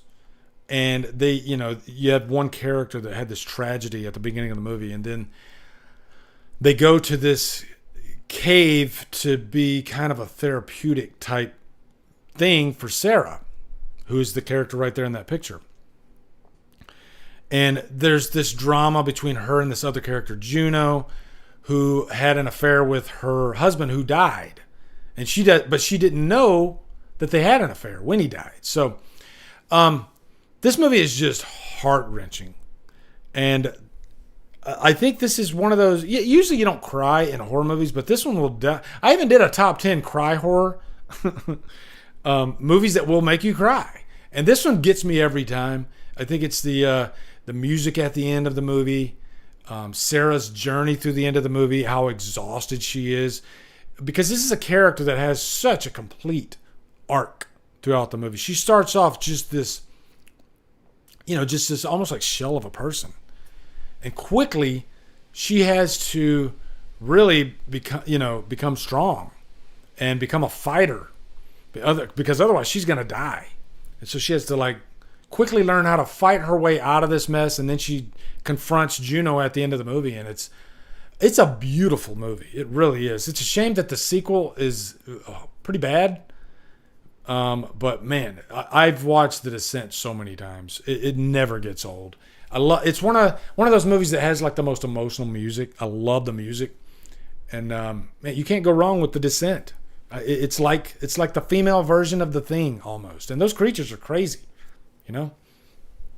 That scene in the very middle of the movie, when you got Sarah standing there, and I think it was Sam next to her, and then she's got the video camera, and then in the back of the video camera comes one of the creatures. One of the biggest. Now that's how you do a jump scare. That's one of the best jump scares I've ever seen. So, yeah. All right. Next one, and I kind of created a stir on this one. Halloween Ends. Some days I just wake up and I want to piss people off, and it's not hard. All you got to do is just go on to freaking X, and I like Halloween Ends, and just sit back, and people just freak the fuck out. It's awesome. But in all fairness, though, and I think maybe it's because it's the newest movie, but I've constantly thrown this movie in. And I do get something new out of it every time I watch it. I really appreciate it more every time I've watched it. And I think I've watched it maybe 10 times now. And it just never gets old. I love the score so much. I think out of the 3 movies, I think John Carpenter and Company's score is the best in Ends. It's because it uses a few of those Halloween cues, but man, it ventures off into new territory quite often. And I think the music suits the tone of the movie, because this movie is very different than any other Halloween movie. And you need music that fits that. And I love Halloween Ends. It's one of those movies, I get why people don't like it, because they think it disrespects Myers. I don't think it disrespects Myers. I think it's just the third part of the story. And I think it's looking at a Myers, that what he went through previously, to go through what Myers went through in Halloween Kills, there's going to be an effect after. He's not Superman. Yeah, he has supernatural powers, but he's not Superman. He can take battle damage. And I think that's the result of Halloween Kills, is what you get in Halloween Ends. And you know what? Really think about this, guys, okay? Really think about it. If you went into Halloween Ends and Myers was just the same indestructible force that he was in Kills, knowing what you know about Kills, I honestly think it would have hurt the movie. I like that this movie addresses how much damage he took. And if his house was, torn down, which the town would tear his house down, what would a Myers look like that was living in the freaking sewers and eating rats, and his leg was, damaged, and he was limping, and all this stuff, all these great story beats that really affected Myers as a character. I don't know. I that's what I loved about the movie. How do you tell a story out of that? Maybe have evil transcend into someone else, right? I've always wanted them to tell that story anyway. They were gonna do it for H2O, I think, but so yeah, I love Ends. I'm glad that's the movie we got. And I don't know what would have been the better movie, because Laurie and Myers fighting again, which they did fight in the movie. I don't know. I think that'll only take you so far. So, yeah. All right. Next one, another movie I constantly watch is It Follows. This is probably the most hypnotic movie on the list. There's just something that just really draws me in about this. I love the Disaster Pieces score. By now, you guys can probably tell I'm a very music-driven person when it comes to movies. If you give me really great emotional music in a movie, or just, whatever the scene calls for, you've already gotten me halfway there. That's just the way I am. I'm a very musical person. I'm a musician myself, and I appreciate great music. And this one, I think, score-wise, out of the last decade, this might be one of my favorite scores. I just love this score so much, and I love the story. I think this movie is genuinely terrifying at times. And just to kind of sidestep on that, I just did my review for Late Night with the Devil, and I'd say most of the comments are this movie wasn't scary as fuck, because I put that in the title. You got to put a stinger in the title. The reason I say this movie is scary as fuck is not because I think it's scary as fuck. No movie really scares me these days. But I can recognize when a movie is scary, when a movie can be unsettling, when a certain audience is going to probably freak out on this movie. That's what I meant by Late Night with the Devil. Of course, I don't think it's scary, but I think there are moments in that movie that some might find pretty damn terrifying. That's what I meant. So, same thing with It Follows. And I'm not going to lie. First time I saw It Follows, there were a few scenes in this movie that did kind of freak me out. The scene in the kitchen when she turns around and, the girl is walking towards her and she's urinating on herself. That was some freaky ass shit. And then the big tall dude walking through the door. David Robert Mitchell really did a great job setting up great scares in It Follows. Okay, and I think it's. Also, I think the ending is ambiguous enough to get you thinking. That's what I like about it. It's not as spelled out as it could be. I like how the last thing you see in the movie is two characters walking down the street. And you see this person way in the distance, kind of blurred behind them. You don't know if that's it or if it's just a regular person. I loved that. I loved that about the ending of this movie. So, yeah. So, It Follows. Yeah, for sure. Next one. By the way, It Follows, easily most polarizing movie of the horror community of the last decade. There are people that absolutely hate this movie. And I think that kind of makes me like it more. Don't need to talk too much about Predator. I mean, it's freaking Predator. Back in Schwarzenegger's heyday, he just kept reaching these plateaus, and he just kept getting bigger and bigger and bigger. And then along comes this movie Predator. And I just remember back in the day, 1987, when this came out everybody was talking about Predator. It was unlike anything ever before. And this movie was able to make Arnold Schwarzenegger look vulnerable. Not an easy thing to do. But they did such a fantastic job throughout the movie of building up the danger of the Predator. You felt like he was indestructible. There was no way you were going to go against. So by the time you get to the end of the movie, you know that he's not going to be able to beat him physically. He's going to have to use his mind, which, by the way, is how he was beaten in Prey. But people made complaints that a female would not be able to beat the Predator. Arnold Schwarzenegger was not able to physically beat the Predator. Okay, out of this list, Predator might be the one that I've watched the most. I've seen Predator 1,000,000 times, and it never gets old. It's perfectly paced. I love how it starts off kind of a horror movie. No, actually, it starts off an action movie. Then it becomes a horror movie. Then it becomes this massive chase thriller type movie in the final act. I think it's perfect. It's one of the most perfectly paced horror movies ever made. It really is. And I think if you have a movie that has perfect pacing, then that that contributes to rewatchability. You constantly want to watch the movie over and over again. Like this one right here, Shaun of the Dead. Shaun of the Dead is so freaking fun. It's like the perfect horror comedy. And there weren't too many movies like this when this came out. There were very few, if any, that I can think of, horror zombie comedies. Actually, no, I take that back. Return of the Living Dead. Return of the Living Dead, which could easily be on this list, is probably one of the first zombie horror movies out there. But there was a lull. Even Return of the Living Dead got serious by the third movie. So there was a big lull in the comedy zombie subgenre. And then here comes Shaun of the Dead, that you could tell Edgar Wright had such a love for the genre, the subgenre. And, you had little winks and nods to Night of the Living Dead and Dawn of the Dead in here.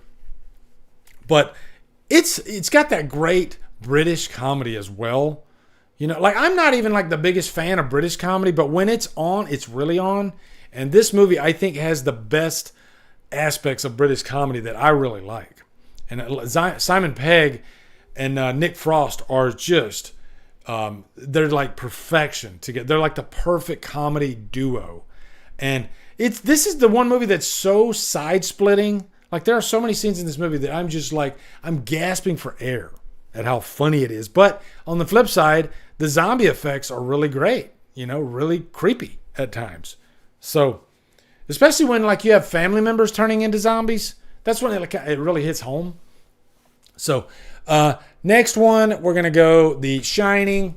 I'll probably watch The Shining at least once a year. I think it's my favorite Stephen King movie by far. I love Stanley Kubrick's direction. One thing I loved about Stanley Kubrick, and he didn't always land for me, was just how patient he was of a director. I think he didn't really care. He didn't sacrifice his movies for the sake of timing or even pacing. If he had a certain message that he wanted to get across, then he let the scene breathe. Because sometimes these scenes, they would play out to the point where it would feel uncomfortable. I think that's what he was shooting for. I want you to feel uncomfortable and not know what's around the corner. And in your mind, you might think, this scene could go on for freaking another 10 minutes. I have no idea. Very few directors can do that and get away with it. But Stanley Kubrick, man, he just really had this sense of dread, at least in The Shining. The Shining is one of those few movies where, all said and done, a scene plays out, you look at it at face value, and there's really not much scary about the scene. But for some reason, Stanley Kubrick could almost add a new character to the movie of unease, right? And you can't explain it, but it's there. There's just a weird feeling, and some of that comes down to the score, how the score can be really patient, there'll be breathing moments in the score, and it's just so unpredictable. And I think this movie is just a freaking treasure of a horror movie. And it's got freaking Jack Nicholson too. His performance is just amazing. He's frightening. He's really frightening in this. And you feel for Shelley Duvall. You see the almost torture that she went through behind the scenes. And I think Kubrick did that on purpose. He wanted to get that reaction out of her. And a lot of directors would do this back in the 70s, like William Friedkin in The Exorcist. They would almost sacrifice safety of an actor for performance. They wanted to get the most unsettling and the best performance out of their actors that they could. And sometimes they would cross the line. They just would. And that's what he did. He made Shelley Duvall have a nervous breakdown, But in the end, that movie lives on forever. Is it right? I don't know. That's a discussion to be had. But yeah, there it is. The movie is, it's The Shining. It's one of the greatest. Next one, Another Italian horror movie that I've been watching a lot lately, Tenebrae. This to me, this is like a visual feast, and it's almost like an auditory feast too, because I love the score to this movie too. It just has that 80s synth, like very rhythmic type beat to it. Goblin, or 3/4 of Goblin, did this movie.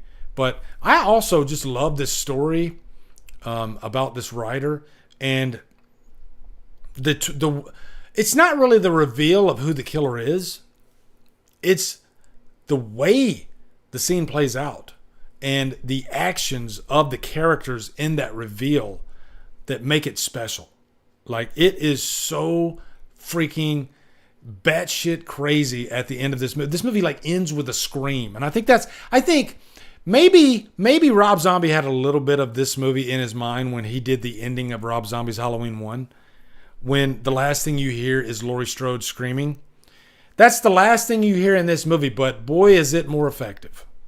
And because it's not like, I think the problem with Rob Zombie's Halloween, and I hate to pick on Rob Zombie's Halloween, is that before that scream, there was another 20 minutes of screaming that, by the time it happens, you don't feel it anymore. Whereas this one, everything's paced out perfectly. When there's not much screaming before that, So it's quite the shock of an ending, but also this movie just has some of the greatest kills I think I've ever seen in a horror movie. Argento definitely had a thing for using glass, like windows, in his kills. There's quite a few of his movies, like Deep Red, that has this effect. You'll have an actress, her head being plunged through a window and her neck being slit by the glass. That's in Deep Red. That's also in this movie. And, beautiful Italian women laced throughout this. But this was the very first, I think it was, did I see this before Suspiria? I might have. I think this might have been the very first Italian horror movie that I ever saw. And boy, was it a great one to start with. Because I'd say 70s Italian horror has a little bit of a different feel than 80s Italian horror. I mean, it fits the time frame, I think everything, across the globe changed from the 70s to the 80s, right? I think Tenebrae, it works because of the 80s feel that it has, right? And I think Deep Red works because of the 70s feel that it has. But Tenebrae might be my favorite Argento film. It's hard for me to say. I mean, Suspiria is a classic and one of my all-time, but man, I guess going back to Alien and Aliens, I do watch Tenebrae more than I do watch Suspiria. It's just a really fun movie, I love that tracking shot that goes along the building when you got that music playing. And, it starts on a window. We're watching what a character's doing. And then we're tracking along the building. And then it ends up on another character. And, man, those scenes are just planned out, I mean, to perfection. And, some really fun stuff in Tenebrae. All right, next one. Couple more. Here we go. And I don't really need to spend too much time on the first Terminator. I think a lot of us would agree Terminator is probably one of the most watched movies, really. I mean, it's not even just horror, but this movie definitely has horror elements. I always call it like a sci-fi slasher. But another one of those movies that's just, once it starts, it never stops, because the whole objective of the movie is for the Terminator to get to Sarah Connor. Once he gets to her, that's it. The movie's over. So you constantly have to have her in forward motion in front of him. And you got Kyle Reese there to help with that. But this is one of those movies that you feel like you can't even get up to go get a snack, because it's just constantly moving. And that's what I love about it, just that frantic nature of it. And I think Schwarzenegger is his scariest out of all the roles he's ever done, including Terminator 2. He is easily the scariest in the first Terminator by a country mile, actually. Like, they set it up pretty early on to where that the moment he reaches her, she is dead. There's no fucking around. There's no throwing her against a wall. Like a lot of the mistakes that they made in the later Terminator movies, like the Terminator throwing somebody against a wall during a fight. No. This Terminator if he gets his hand on you, he's either going to like rip your throat out or he's going to shoot you. The object is to kill you as quick as possible, to dispose of you. And he's going to do that. So as soon as he gets his hand on her, that's it. It's over. And that's the frantic nature of the first Terminator. You feel that entirely through the movie. Never lets up, you know? So by the time she finally kills the Terminator, not only is she breathing a sigh of relief, but you are. You're like, God, it's over. He finally beat her. I mean, she finally beat it. So, yeah. And, seeing Kyle Reese die, in the process, just heartbreaking. So, yeah. Two more. Here we go. The Thing. Again, these are in no order. Out of all these movies, The Thing's definitely up there. Probably one of my favorite. But no order here. Just going through movies that I rewatch constantly. The Thing is another one that I watch constantly every single year. I can't get enough of it. Every time I watch it, it's like I'm experiencing these characters again for the first time. It has that quality to it. Certain movies, even if you rewatch them, I don't want to say they're stale, but you know all the beats. There's something about The Thing that it's still able to shock you. It's still able to surprise you even after the 100th watch. When he puts that freaking defibrillator in that guy's chest and that chest opens up and it reaches up and grabs his head, you have the exact same reaction every time. Holy fuck! You can't help it. That is like a horror treasure of a scene, you know? Just this sense of paranoia, I guess, with The Thing. And, the interest. Like, I think it's one of the most interesting horror movies out there. Because it's not really about the creature. It's about you trust. And you don't trust the person that's next to you. And then when they do reveal the creature, it's shocking. It's one of the most shocking looking creatures ever, thanks to Mr. Rob Bottin. It's an amazing movie. When I hear that this movie wasn't a hit back in the day, it shocks me. Like, there's no way that this had to be a hit back in the day. But audiences were different. I think The Thing was ahead of its time, if I'm being honest. I think that's what it was. Audiences weren't ready for this, But I'm not shocked that this movie came around to its audience. It's phenomenal. The very first time I saw this movie, I was just like, and I didn't see this movie until the 90s, I think. And I was just like, wow, how in the hell was that not a hit back in the day? But it's one of the very few cases where a movie was a bomb when it came out, and then it's like on every top 10 greatest horror movies ever made list.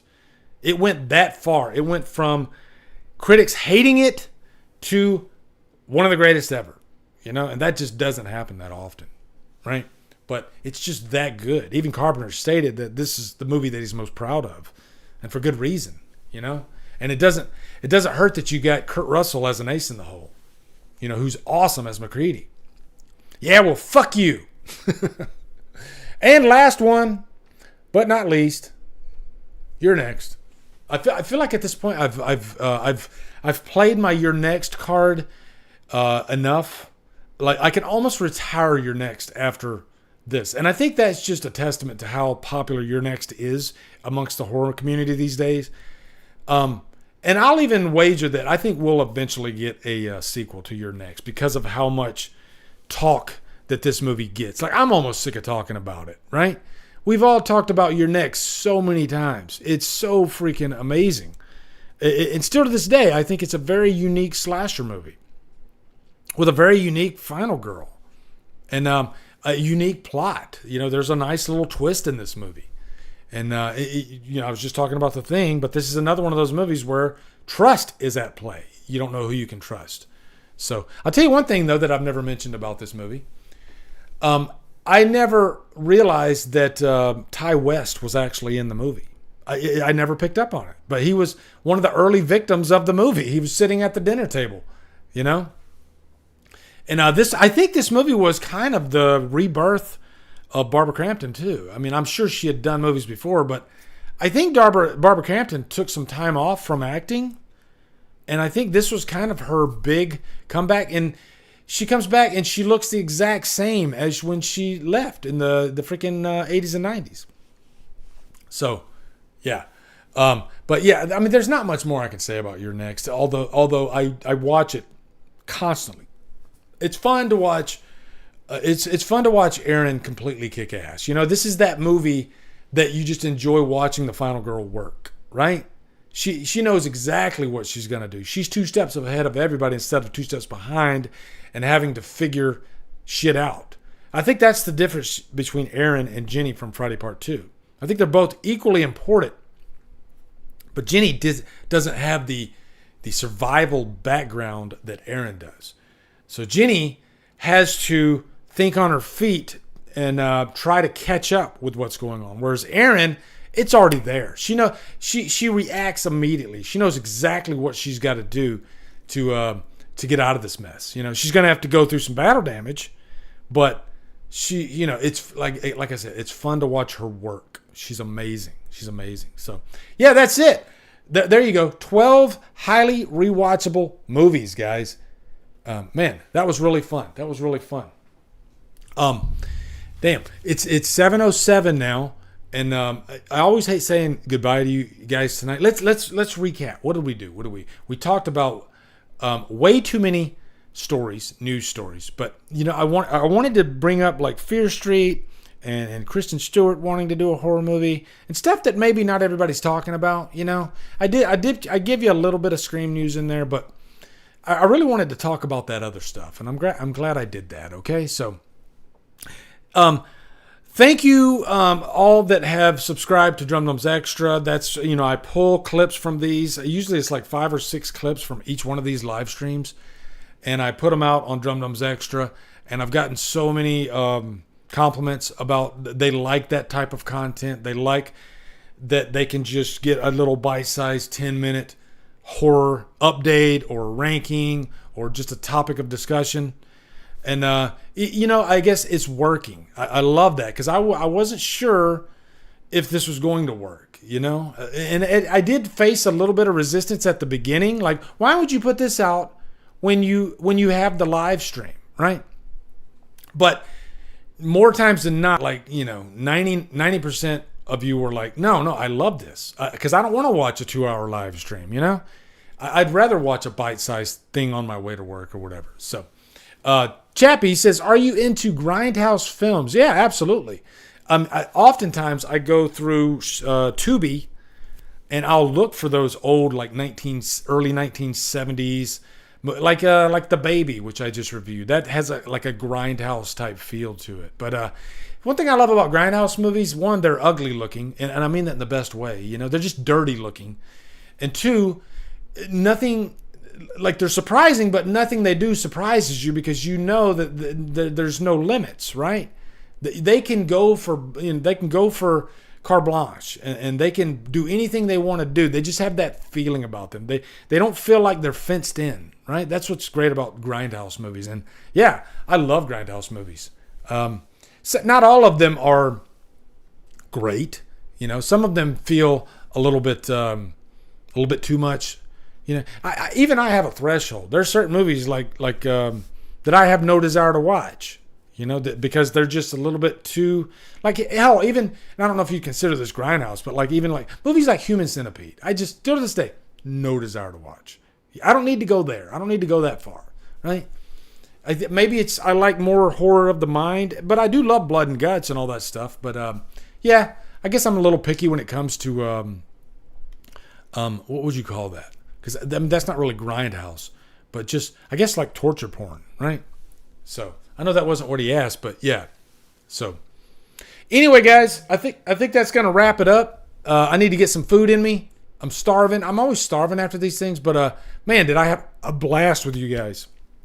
So I will be on Fachi's. Hopefully I don't get any calls. We'll see.